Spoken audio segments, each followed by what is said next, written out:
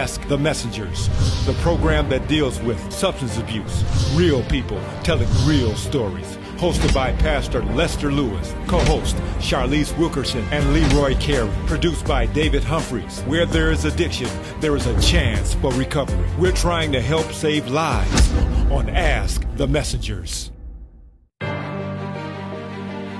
On today's show, we're going to talk about substance abuse amongst the church congregation and how they deal with it. Our special guest is the Reverend Charles Christian Adams, the presiding pastor at the Hartford Memorial Baptist Church in Detroit, and he's going to discuss some of the positive things they're doing in the community.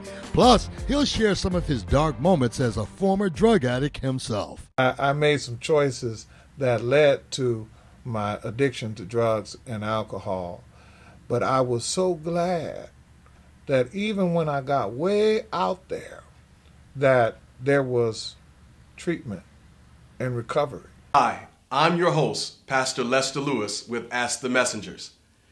Hartford Memorial Baptist Church on Detroit's West Side has been loving God and serving the community for 100 years. Dr. Charles G. Adams, senior pastor, and the father of Reverend Charles C. Adams, began pastoring at Hartford Memorial in 1969 and still is today. The current location on James Cousins near West 7 Mile Road has been the home to Hartford Memorial since 1977. And now let's go to Ask the Messenger's producer, David Humphries, as he goes one-on-one with Reverend Charles Christian Adams. Welcome to the show. Thank you. Glad to be here. All right, now tell us a little bit of background of the Hartford. Well, we were founded in 1917 on the west side of Detroit. We were born out of necessity. The Great Migration brought many people from the south to the north at the turn of the century looking for opportunity. They found it here in Detroit, and they established communities. We were a part of the stabilization of the community, and then eventually we were part of the labor movement as Reverend Hill, who was the second pastor in our history, helped establish the United Auto Workers labor movement to help support those auto workers who were a part of his congregation. Okay, talk about the impact of your father, the Dr. Charles G. Adams, when you were growing up. Yeah, he's had a profound influence upon not only the religious community, but the civil rights movement and the economic development movement in the city of Detroit, and the neighborhood revitalization. He's past president of the Detroit branch of the NAACP, and he led the fight against the parks being segregated in the metropolitan Detroit area, where Detroit residents weren't allowed in Dearborn parks and different things like that. He also helped develop a McDonald's, Kentucky Fried Chicken, Long John Silver's, Subway restaurant, Checkers restaurant, Home Depot, a Davis Brothers auto body and collision shop. And he's just been a good pastor. At one point, people were talking about he should run for mayor, right? And Coleman Young didn't like that.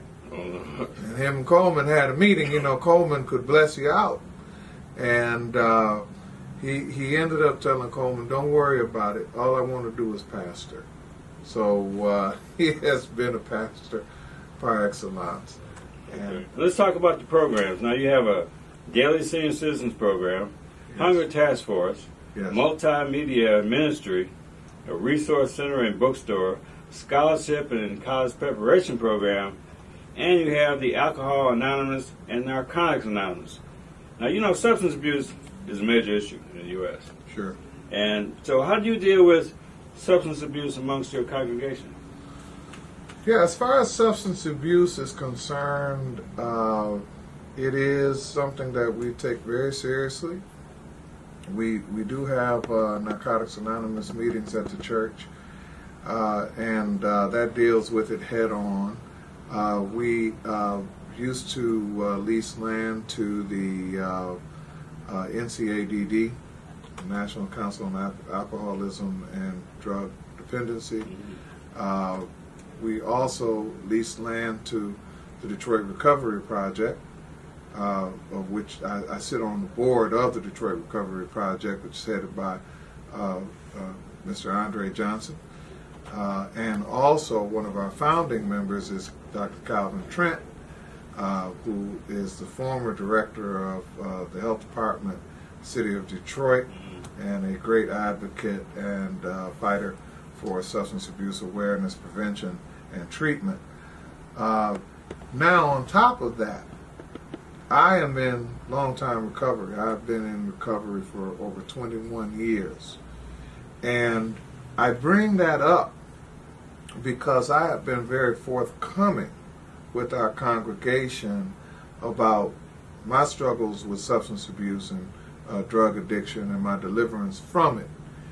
And that, I believe, has empowered people to be honest about it. And because that's the number one deterrent to recovery is a lack of honesty. You know, that is a roadblock to recovery, a lack of honesty. So religion ends up becoming a mask. Religion ends up being something that they hide behind. But when people feel the safe, that the space is safe to be honest and to share what they're going through, when you have a pastor sharing about what he's been through, it changes the whole atmosphere. People talk about their own personal experience, they talk about what their children have gone through, or what they're going through, or what their grandchildren are going through. And so I always have felt a very accommodating spirit here. So whether you're in Bible study, whether you're in NA, you can still put those kind of issues on the table. And they can be dealt with. So do you share those moments when you were in addiction? I mean, it had to be some dark days. Yeah, right, right. Yeah. And did you ever think you would come out of it like you came out of it, and become successful like you are? One of the church mothers, I was sharing what I had gone through, and I learned that some things are better shared at the meetings rather than in the pulpit. She came up to me, she said, "Christian, I didn't know it was that bad. I mean, I knew it was bad. I didn't know." I said, "Yes, Mother, it was that bad. It got pretty rough out there, you know." A recent study indicated that pastors across the U.S. believe that their churches should have a role in influencing the alcohol and drug use of their members, including youth alcohol and drug education programs. So I know you got a lot of high-profile people that attend your church here. Yeah. So do you ever have someone say they don't want to go to a meeting or don't want to go to treatment because they don't want to be exposed to being addicted to any drugs? Do you ever have like one-on-one counseling or private meetings with those people? Absolute confidentiality is sacred in a church setting or in a treatment environment. That has to be guarded at all costs. And there's some people where it just wouldn't do their career or their ultimate goal justice, or it wouldn't help them if they revealed a lot of the struggles that they have faced. However, I should add that personally, I don't know a lot of high-profile people who have dealt with substance abuse, quote-unquote high-profile people. So, of course, there are many things that people face other than substance abuse that are problematic in their lives, and we've all had to face issues. This is a safe environment, and those who don't share don't have to share. And but we've all had crosses to bear. We've all had valleys to cross. So in general, I'll say yes, absolutely. and also specifically regard their confidentiality. But people have, like I said, once you start sharing and you're being honest, it will draw out of people a greater willingness to be honest about what they have been through. Okay. I want to talk to you about the opioids crisis in America, but we're going to take a break, and we'll be right back. Stay tuned for more of Ask the Messengers. When an auto accident interrupts your peace of mind, your family, your life, the law firm is the only law firm that will truly help you. They treated me like family and communicated every detail of my case. Not only are they here to fight, the law firm is here to help you. I'm Sherry Lobb of the Lobb Law Firm. Helping you in an auto accident is our #1 priority. Call today for a free consultation. 855-HELP-YOU. Welcome, Judge Mathis. Thanks for coming to share an important message with the Wayne County taxpayers. Well, thank you for allowing me to help. You know, most of my life I was a resident of Wayne County, and so I'm here to help because Treasurer Chabris wants to work with Wayne County homeowners to keep families in their homes and prevent foreclosure. If you're having trouble making your property tax payments, let us know. We have many resources to help. Take the first step towards staying in your home by going down to the Wayne County Treasurer's office on the 5th floor of the International Building in Greektown. Stop by today to learn more about our payment plans and especially the newly extended interest rate reduction program. Already in the payment plan? It's important you stay in good standing. Making property tax payments is now easier than ever. We have placed payment kiosks in Rite Aid stores and community centers across the county. We've also added kiosks in our offices. Contact us at 313-224-5990 or email us at taxinfo@waynecounty.com. Hi, this is your host, Pastor Lester Lewis. We're back on Ask the Messengers. We've been talking with Reverend Charles Christian Adams from Hartford Memorial Baptist Church in Detroit about serving the community and dealing with substance abuse in the congregation.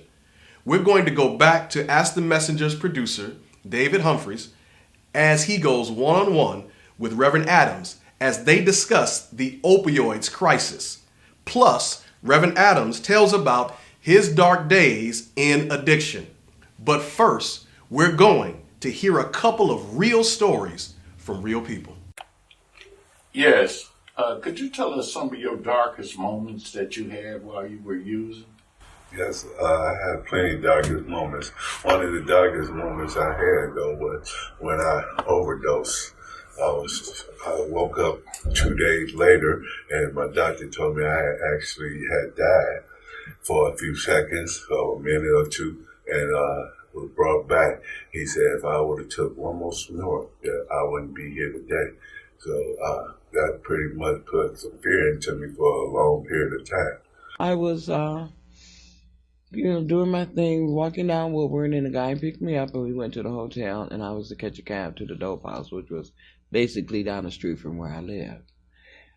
But the cab, I couldn't find the cab, so I started walking, and I saw a car pull up to the corner, cut his lights, and by the time I crossed where I was walking, he grabbed me from the back of my hair, and he just started attacking me, and I got up and I fought him off. And I ran into the middle of Woodward and Euclid, and I collapsed. And when I collapsed right in front of a police car. And all I can remember was them putting me on a gurney, and they said, "We don't have a pulse." And I heard them saying, "We don't have a pulse." And I guess it wasn't my time to leave here, so I fought to come back. Hello, we're back on Ask the Messengers with Reverend Charles C. Adams. He's the presiding pastor of Hartford Memorial Baptist Church, and you gave some really good information about what you do in your church, the programs that you offer. Now I want to ask you about this opioid crisis. It's all over the news, and I want to know what your view is on what's going on with opioids. It's terrible, and it's so insidious. You have both elements. So you have the illicit underground element of street drugs, and then they've added a layer to that with the now I can't remember the name of it. It was the drug that's like heroin. but it's more potent, and it kills people where they OD on it. And I can't remember. Fentanyl. Yeah. And I have buried 2 people who have died from fentanyl overdoses. Okay, it's very, very serious. But then you have to add on to it the prescription medication. And so you have that social acceptability of going to a doctor and getting a prescription, and that makes it even more difficult. That makes it as difficult as alcoholism, which is the #1 killer. Alcohol, complications due to alcoholism kill more people than heroin or crack because of its social acceptability, because it's on every corner, because you go to a restaurant, because it's in a nice, neat, colorful bottle. So that makes it more accessible to youth and to others. So once with that opioid crisis, you have both those elements going, the underground illicit element plus the over-the-counter prescription element makes it very, very insidious.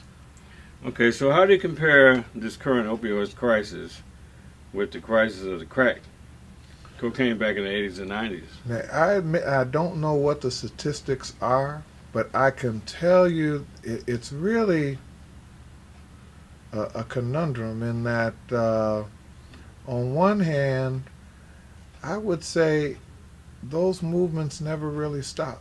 You know, heroin never went away. When it was in the 1960s and everybody was talking about it, right, that was one time. And then they started talking about cocaine, right, and then they started talking about crack. And throughout it all, we've been kind of talking about alcohol.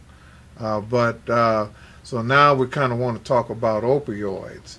But the fact of the matter is, you know, it's like LL Cool J used to say, don't call it a comeback because I've been here for years. You know, these drugs have never gone away. You know, crack is still, we're just not talking about crack as much anymore. It's just not in the media. It's not in the media anymore, but it's still difficult. And, you know, and the worst part about that is that it makes it more difficult to get the funding to treat it. And one of the problems with crack was that the relapse rate was so high that people didn't want to fund long-term treatment. So you have those outpatient treatments and, you know, different things like that, which is good, but people need long-term treatment. The more attention that the drug gets, the more resources get steered toward it. For that. So like the president exactly making it an epidemic, and all of a sudden all this money is available, right? Right. It might not have been available back with crack. It was at one point, back when crack was the drug that everybody had demonized, and it is a fierce demon, but it wasn't the only thing out there. Heroin was out there then. You know, I remember you go to the drug house, you get crack and a blow, is what they used to say. You know, and you get crack and heroin. Drug houses were selling, it was multiple choice. You get weed, you get crack, you get heroin. So, and into now, we want to legalize marijuana, and pretty soon we'll be talking about the impairment and the complications that come from impairment and intoxication of marijuana. But right now, let us talk about opiates. That's fine. And if we can fight against opiate addiction, because that is very insidious in that you have that social acceptability. Even with marijuana and legalized, somebody walks in the room and they smell like they've just smoked a marijuana cigarette, that is shunned. It's looked down upon. Federal laws don't add up with the state laws. Still illegal on a federal level. So you don't have the respectability and social acceptability with marijuana, which is now legal in some states, including Michigan, that you have with opioids. Right. If I had a prescription bottle sitting on this desk, you would think nothing of it. Matter of fact, you might remind me, Christian, take your medicine. Right. And it could be the last thing I need.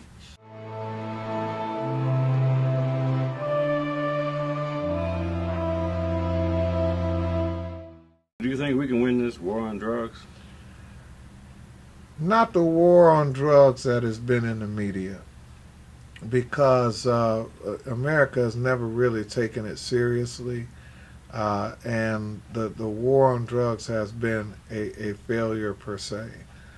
But I think that the victory will be won and can be won one life at a time. Just have to fight the war differently, but it will include education, it will include money, and most of all, probably something that you want to get to, and that is prevention. That's going to be the number one element in our fight against the war on drugs. Okay, well, we got to wrap things up. I'd like to thank you for being on the show. We're here with Reverend Charles C. Adams, presiding pastor for Hartford Memorial Baptist Church.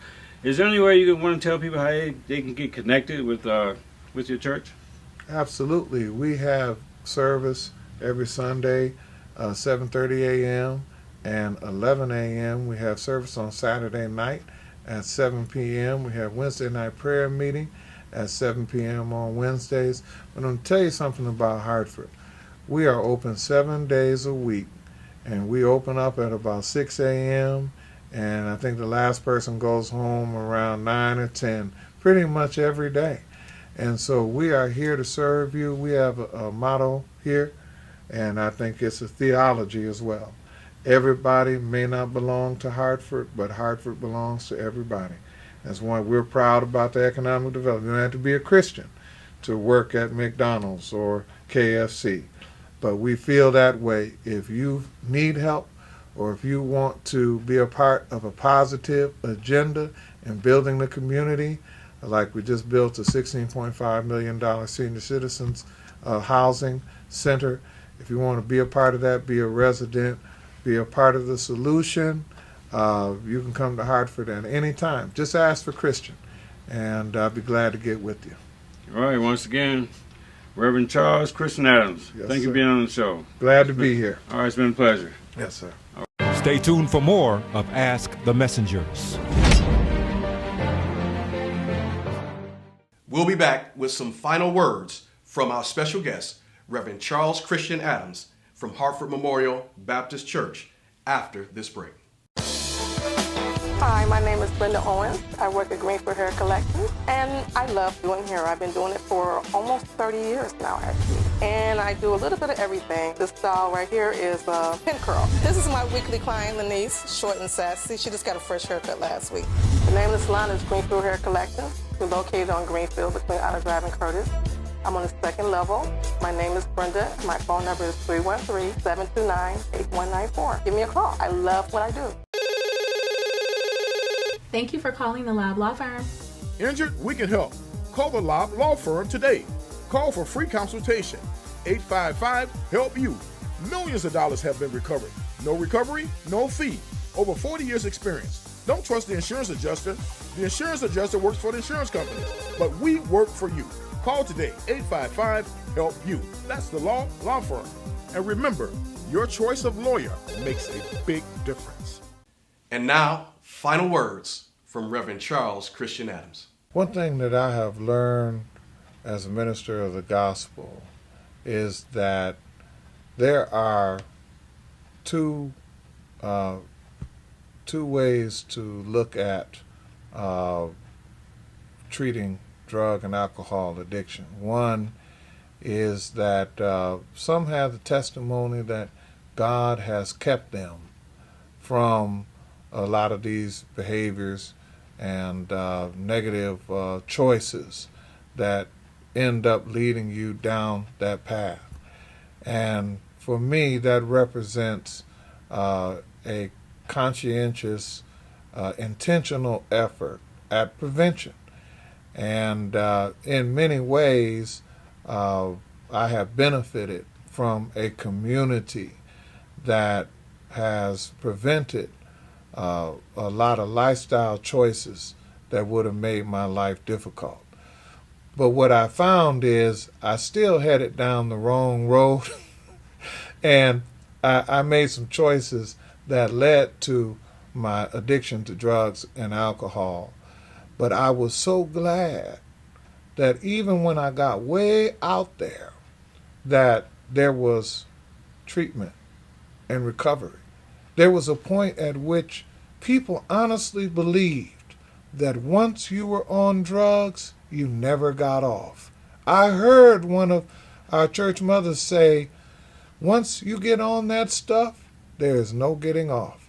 But I'm here to tell you, I am here to testify, 21 years in long-term recovery, that you can recover, that there is a way out. The word says that in every temptation there is a way of escape, and there is recovery. Recovery is possible if we make a conscientious, intentional effort at delivering and redeeming people, if we believe that there's no such thing as throwaways, and we never give up on people. There is a way that we can help people to recover. We have to be intentional about prevention and keeping our youth and young adults from poor lifestyle choices. But let me tell you something. We all sin and fall short of the glory of God in some way. And we need to help people realize that mental illness is something that most people go through. Some are sicker than others, yes, but everybody goes through some type of mental stress and trauma that can lead to a poor lifestyle choice. But don't ever feel like there's no way out. Don't ever feel like you're all alone. There's always help, and there's always somebody out there who has gone through what you're going through right now or what you've been through. So my prayer is that this ministry and my life will lead others to a place of health and wholeness, prevention and recovery, and one day we will move from our isness to our oughtness together, from the guttermost to the uttermost together, that we will become everything that God has intended and created us to be. God, grant me the courage to change the things I can change, the serenity to accept those I cannot change, and the wisdom to know the difference.